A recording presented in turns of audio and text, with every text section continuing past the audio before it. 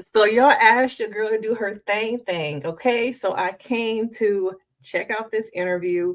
I'm just gonna focus on the part with old boy, what he had to say because he was capping, not holding Tyler accountable. So we're gonna recap and review Jessie Woo's interview with him. Hopefully Jessie does not strike my video. But I'm gonna provide some commentary. So make sure you tap in. But let's get into it. So the legend, the myth, whose interview we're going over. The one, the only Mr. Dear Wifey Podcast and stuff. Yeah! What's up?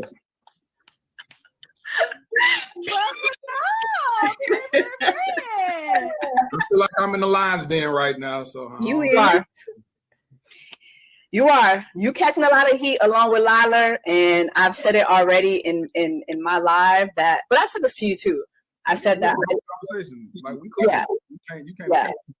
Yeah. I felt that Lila was able to just keep lying, but I've also said this in the live that I like that you would spin the block and ask questions again.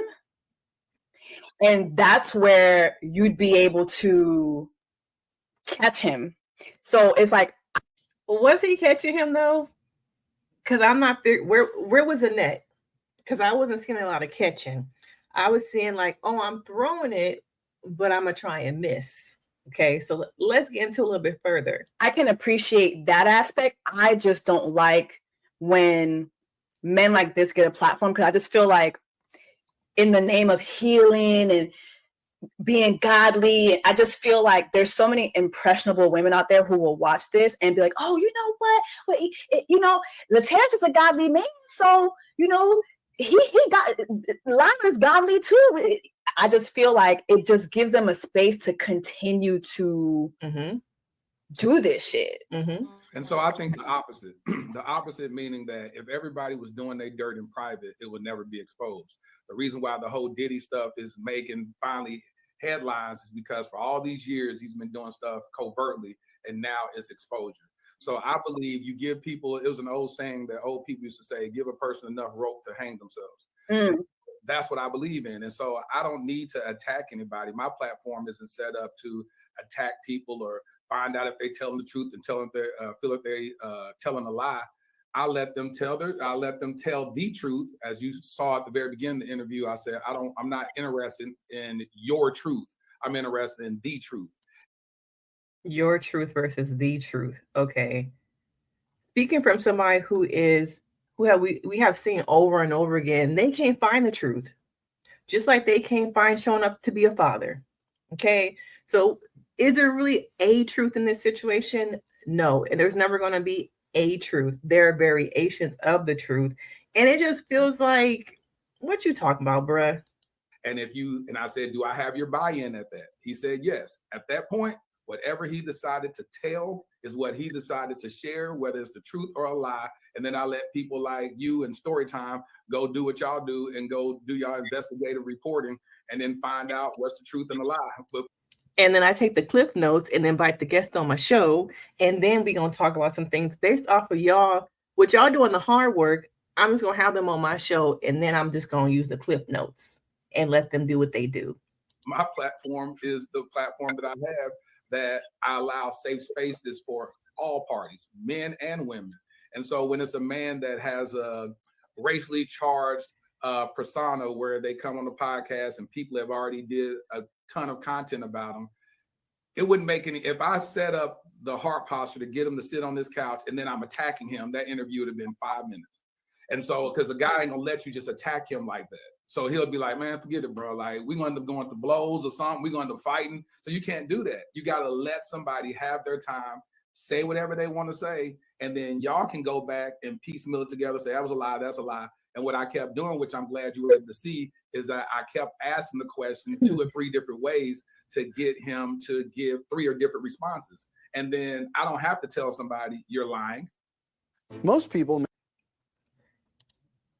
So like everybody else, he had him come on the show so y'all can take clips from my show and make it into your own thing, and I get the money off of it.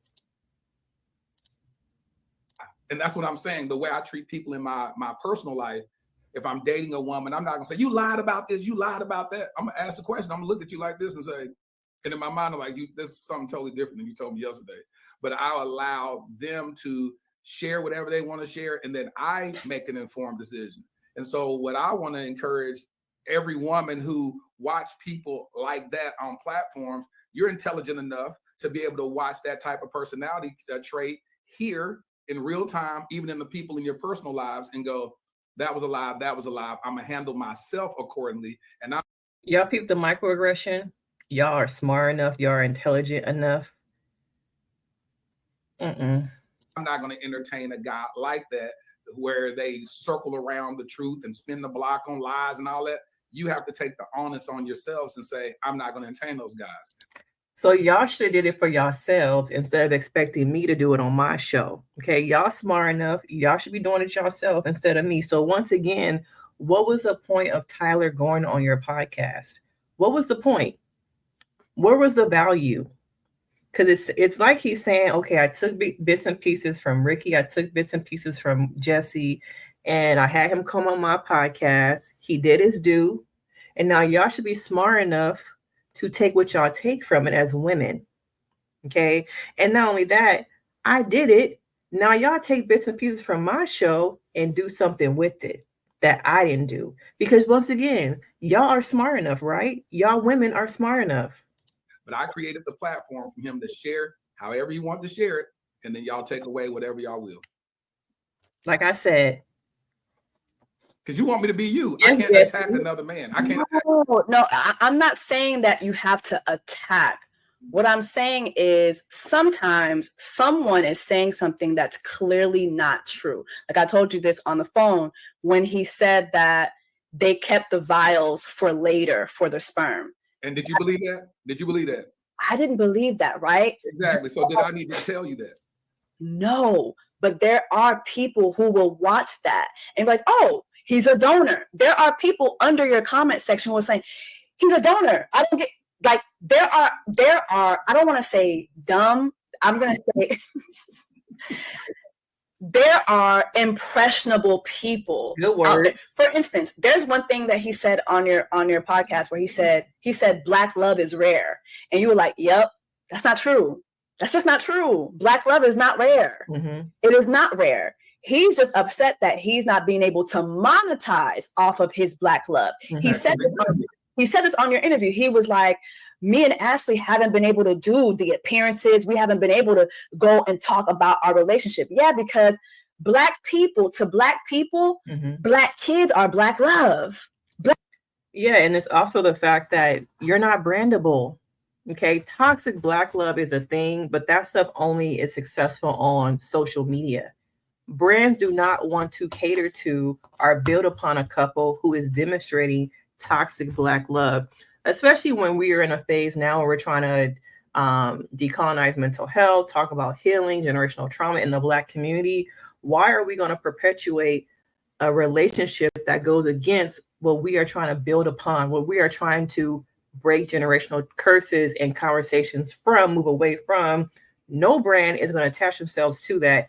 And once again, Tyler to me is in this space of being a victim, that he cannot see past those trauma lenses that he has had on his whole life, because he was born to a system of trauma. He's been through so much that when you have these trauma lenses on, that is the only thing you're going to be able to see. I am a victim. How come nobody wants to work with me? How come this is happening to me? Instead of reflecting, taking accountability, and look at how I got myself here. We as a relationship cannot get anywhere because of how we started, the foundation of our relationship, and how we are continuing to brand ourselves off of toxic love, toxic black love. Am I cooking, y'all? Black kids are a result of black love.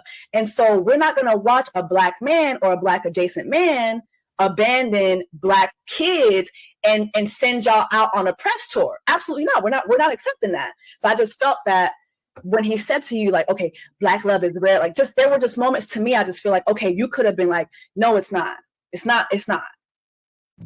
was robbed of that decision, not only by Brian McLight, but also by Love is Blind, who did a background check and knew all the things that we are seeing now. To me, yes, I take that personally because I don't take pleasure in watching Black women go on television to go meet somebody, to get married and get set up for failure. Ashley right now should be on the best press tour of her life. Yeah. She should. True. She got married. Yeah, from the show. I want to address this because someone said I didn't do research. I watched about someone, or was that me? 30% of the interview that you and Storytime did. 30%. That was because that was like right before. I've been traveling a lot, and so the excuse is to not do real journalism. I'm telling y'all, we are living in the era where anybody can get an Amazon mic, a Rode, a Shure, a mic, and say that they want to do interviews. But nobody wants to take the time to research, dig, and be prepared for the interviews. Instead, it's like, oh, I got a team. Let my team book him. Let my team give me the cliff notes. And because you only watch 30% of just Jessie, just Rikkii, not actually watching the show, this is what we got. I said, I did get a text message from Love is Blind, was like, hey, have you watched this season of Love is Blind? Because they know I love it. And then I said, no, I didn't, but I keep hearing about some guy named Tyler. And then she said, well, yeah, I just don't believe. I told him to sit down and not really share his story. And we believe that it'll blow over. If you're interested, then interview him. I said, I don't want to bring nobody on my platform that's about to get me counsel. I don't want this smoke. That's what I said. But and you did anyway. And she said, well, you go watch it. I ain't force you to do it. If you decide to, just do it. And so I said, well, dang, I didn't watch it. I said, well, I'll just skim through it. So I went and watched I just fast forward. This is not a storyline, a relationship you can just skim through. There are so many bits and pieces that if you're going to have this type of person who's known to lie, who is notorious for making up stories, not being able to find the truth, you got to do your research. Forward to the clips where he and Ashley ran it. And I skimmed through that. And then I had to go fly to Nashville to sign a book deal. Then I came back and I was like, oh, so we were texting each other, me and the producer, and we're trying to find a date for him to do it. It ended up being this past Sunday. So I was like, all right, cool, Sunday. So then I was like, I need to see what I'm up against. Because the truth be told, if you don't know what you up against, it's a whole problem. But it caused me to start it's the excuses for me, y'all. Acting outside of my typical way of interviewing somebody. I don't sit there and have any other guests where I'm about to go look at all the negative stuff about them and then have a conversation with them about it. It's just not a good heart posture for that. My platform is not for that, And so I said, well, let me at least see what I'm up against. That's all I cared about, to be honest with you. What am I up against when I have this person on the podcast? And so my initial thing, which I said at the beginning of the podcast, I said, oh, I don't want him on here. I don't want him on there because I don't want to have to defend lies. Mm-hmm. And I felt convicted. It was like, Latarrus, you automatically jumping on this man saying that he automatically gonna lie, and you haven't even talked to him you haven't even had a conversation with him, not once. You just hearing what everybody else said, and you just said, because I never talked to him. I want to do a pre-interview with somebody before they come on, but I just been so busy that I just didn't do it. I said, I'll talk to him. You didn't do a pre-interview? I talked to him 30 minutes when he got here. We talked 30 minutes before he went on. We sat down and started recording. Yes, Jessie, he didn't do nothing but mic him up and sit him on the couch.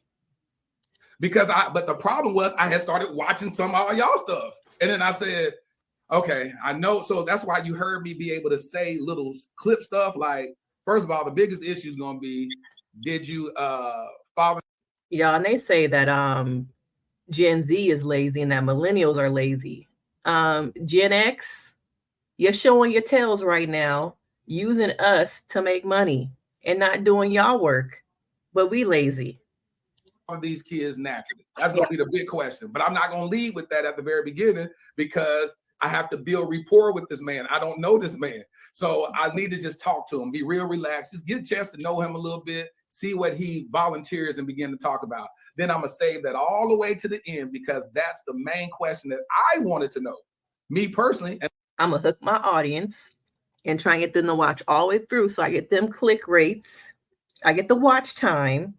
I knew the world wanted to know it. But then when I realized when he came in and I was like, so how'd the court case go? I heard that, you had court on Friday. He said they scheduled it or did something to Thursday, February.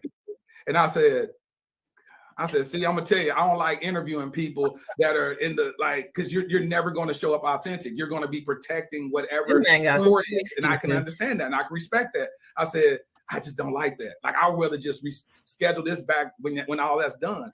So I was like, all right, well, you here. I said, let's talk. And then I said, I'm gonna be honest with you. Be honest. I said, my platform is based on transparency. I said, on my platform, I launched my podcast in 2020, sharing after about 5 or 6 episodes in, I shared about my own infidelity that when I was married 5 years prior to when. I noticed even when I was watching the interview, everything goes back to him. My story, my life.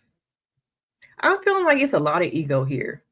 His ego is hurt that we didn't play into it. His ego is hurt that we didn't fall for it, that we saw the holes in the way he was interviewing. And this is to me to show face and to save my ego as a man. Okay, that's all I'm hearing is me, I. Similar to Tyler. Just take some accountability. You didn't do your research. You did it too fast. And I should have taken more time and looked into it a lot more than what I did. When I did the podcast, and he said, oh, you shared that on your platform? I said, yes, I believe in honesty. I believe in just telling the truth and then deal with it afterwards. I said, so. But do you believe in accountability, brother? I'm telling you this, man. You tell the truth and deal with the effects of the truth, but don't come lying because people are going to start pulling receipts on that. I said, that. And I said, as a matter of fact, when I start recording it, I'm going to say it to you again so people can hear me say, I'm holding you accountable to the truth. Whatever you decide the truth is the truth. And so on the episode, as soon as we started recording, I said exactly that. And I said, all right, now this is the buy-in, not your truth, but the truth. Do I have to buy in at that? That's the only responsibility I have. And I did that, and I don't ever do that with any other guests. I don't tell them, you're going to tell me the truth when we do this interview. That's not even that. But I had enough data to be able to say, let me just see if you're going to. What data? You did not have enough data for this interview, especially for it to be 2 hours and 44 minutes long. You did not, brother. Are you going to answer these questions? Because if I go through 50 million questions and you answering all 50 million of them with a lie, what is the use of that? So that's why I went back and said, listen, now let me just show my scars. As Black people, why do we always say 50 million? Okay, what is with that estimate? Can somebody tell me in the comments? I believe in fatherhood. I believe in taking care of your kids. Let me plant this seed, because whatever you think about these kids, I can't make you feel empathetic towards seeds, whether or not you feel like you created or you didn't. I can't get into the weeds of that. I wasn't there when y'all was humping each other or not. My thing is, let me tell you how I am as a man. Since you're going to talk to a man, take care of your kids. Take care of your kids. This is what you need to do. I've led in that. I have blood, sweat, and tears in this thing, biologically, and 2 kids that I didn't even conceive. Did that. So let me plant that seed in your life and do that. At what point somebody, Megan Monroe, thank you so much. She says she wants to know, how do you feel knowing that he lied all up in your interview? I believe that I don't feel no way, because it don't affect my life at all. It don't change me. See, it don't change me. Where's the integrity? Yeah, it may not change your life, but what about your viewership, the people who look up to you about the things you talk about? I follow other Black couples who have been on his show. This is my first time watching his podcast, but it may not affect you directly. But what about your audience, the people who look for you to guidance, who look at your podcast and your platform for a certain amount of integrity? Once again, it's about me. But your podcast does affect people, because people are looking to you and for guidance on relationships and things like that. And how might it affect other people who want to come on your podcast and talk about their relationships? My check don't change. My bills don't change. My love life don't change. I give people an opportunity to be free if they decide to be free. If you don't want to be free, keep them bound for whatever it is. And so my whole situation is I don't have a personal emotional investment in whether or not somebody tells the truth. I got kids. I got a whole 16-year-old that I take care of. Whether he tells the truth or not to me is where my value is. Tyler, and you already called him Liler. He should be invested in the fact that people come on his podcast and lie. Not so much in the point that it consumes him and he is like just overwhelmed by it, but since you have a platform, you have a brand, and you don't want your brand associated with people coming on and your podcast being somewhere where people can lie. Like, you do have a responsibility. We all have responsibilities. I am a brand. Jessie's a brand. Rikkii is a brand. We do have responsibility for the guests that come onto our podcast, our shows, our platforms, because what does that say about us as people? What does that say about us and our platforms? So why you expect Liler to tell the truth if you already nicknamed him Liler? You know what I'm saying? It's like, y'all, what I find fascinating is y'all want people, y'all call somebody a liar and somehow expect them to tell the truth. It's like it's a false expectation. If you know that he's going to lie every time you ask the question, lower your expectation. That's how I treat people in my life. Dumb yourself down. If I know that they lie, it will drive me to sit there and be like, tell the truth, tell the truth, and they just keep lying. The only reason why I would disagree with this instance is just because so much evidence came forward. And did he still tell the truth? But that's what I'm saying. It's like, that's my point. I get your point. Do you get what I'm saying? It's like, okay, you hoped for the best and thought after seeing all this evidence, he would own up to it. Yeah. And how did that work? How did that work for all of us included? I don't know. I think Ricky's frozen. Rikkii, let me know if you're having difficulty. But I mean, for me, anyway, I think that the interview to me did him much more harm. I think exactly. With flowers, I said, what you need to do, man? Come and see your daughter. They have a performance this coming up Friday. I need you to show up, and don't show up empty-handed. Bring some flowers and show your daughter that you care about her. I'm telling you. So when I'm doing this stuff now, I understand how to talk to men. You don't talk to men like, well, you lie. You just say, listen, I'm a lead by example. I'm gonna tell you what you need to do, respect. And you have no idea the kind of conversation I've had with Tyler after the camera stopped. I was like, say, brother, like, this is what this is. You need to figure out what you need to do so that you can be in these kids' life. I can't tell you what to do legally. I don't know all that. I stay in my lane. But what I do know, these kids deserve a father. And I said that in the interview. I said, these kids know that these women didn't mandate. That's my mission. And that's okay, bro. You said the same thing over and over. And I hope I think like what I had said that I think maybe the audience missed because they couldn't hear me because my Wi-Fi is trifling, was that, which Latarrus, you actually touched on after the fact. I said, to me, watching the interview, it was clear that you did not have a full scope on what was going on with the situation. Yes. And I feel like Tyler used that to his advantage. Yes. And that's why he would not speak to someone like me or Jessie. He implied that nobody reached out to him or that we wouldn't speak to him. That's not the case. He blocked me. I would love to speak to Tyler because I think me and Jessie have a full scope of the situation. So he would not be able to wiggle his way out. I think he went on his podcast because he's a man. And I feel like it's that man to man. Like, I feel like he's not going to be as hard as me. I feel like I can get over on him.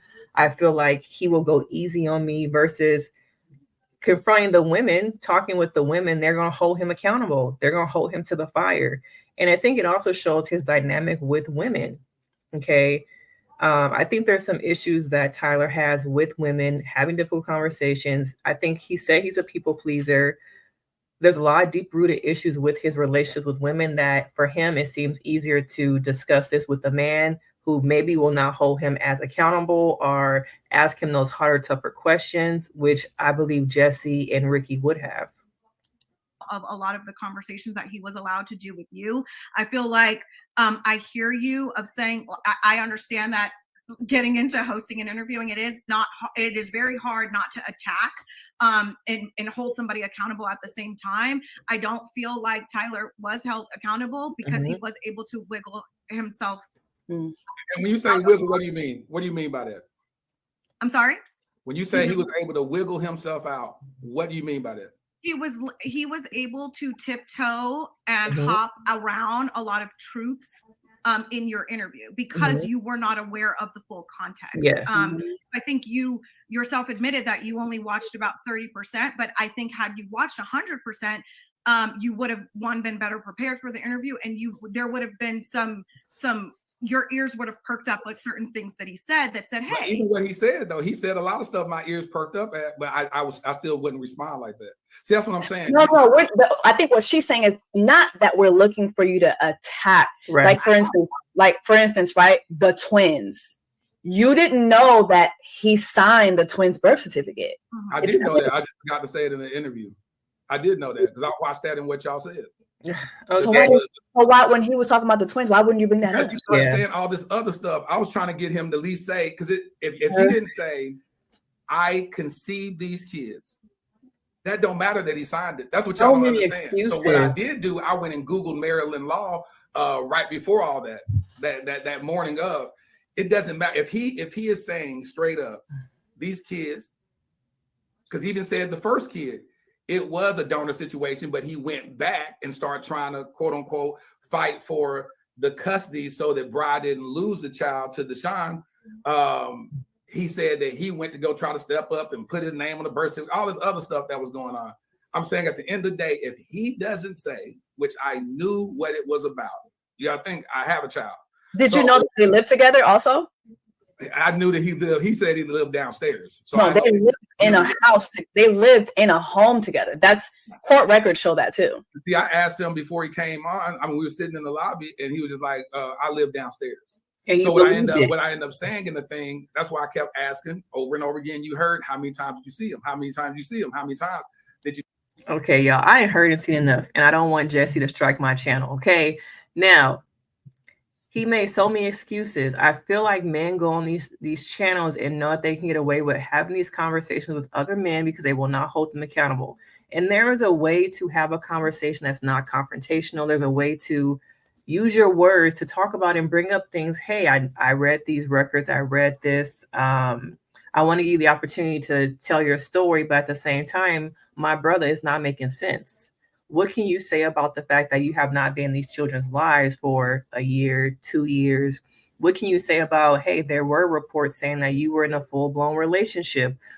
What can you say about there have been reports of such and such? Okay. Now, I'm not here to make this a fight or an argument, but I would like to speak with you about some of these things. Let's have a man-to-man conversation. Someone who's older, someone who has children and adopted children, apparently he does. And let's have a real, conversation. Let's make this conversation about healing, progressing, making amends. It does not have to be like, oh, here are my receipts, Lila, here are my receipts. But I feel like people are afraid to do the hard work. I feel like people want the easy, low-hanging fruit of me making money, me getting the clicks, other people pulling my interview apart, other people, this interview bringing more people to my platform, that nobody wants to do the work. And I think, yes, it would be great for Jessie and Rikkii to have a conversation with him. Will we ever see that? Who knows? Okay. Apparently he blocked Rikkii. I don't know if Tyler is in a place to really confront and have difficult conversations.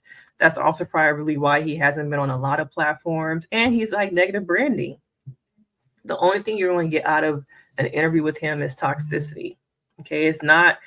You're not going to be on the Black Love podcast. You're not going to be on these summits. Okay. You're not going to be in Essence magazine because it demonstrates toxic love. And over again, I feel like he just made so many excuses and reasons why. Just say, I made some mistakes. And maybe he said that at the end. I'm not going to sit here and watch the full 2 hours because I got a life. Okay. But to me, it reminds me that Black men with other Black men make excuses. And I feel like at times Latarrus is ego driven. And this is about it hurting his ego and how he looked as a person. Not so much of saying I made mistakes. Yes, I could have done better. I will do better. And like I said, that might come later on in this interview because I'm not going to watch the whole thing right now. But I want to know your thoughts. Like, are we tired of these podcasters, everyone getting a mic, having to come in the mail, hooking it up to the internet, and getting on here having these relationship podcasts? What are we really getting from it? Where is the value? And why can't it be more uplifting? And I haven't watched a lot of his other episodes, podcasts. Truth be told, I probably won't, because we already saturated with so many podcasts out here. And this wasn't a good look for his brand. Okay. But I want to know your thoughts. What do you guys think? Jessie, please don't strike my channel now. Okay. But let me know your thoughts. What do you think? What could have been done better? Are you going to go and watch his, join, subscribe to his podcast? Yeah, it's a wrap for me, y'all.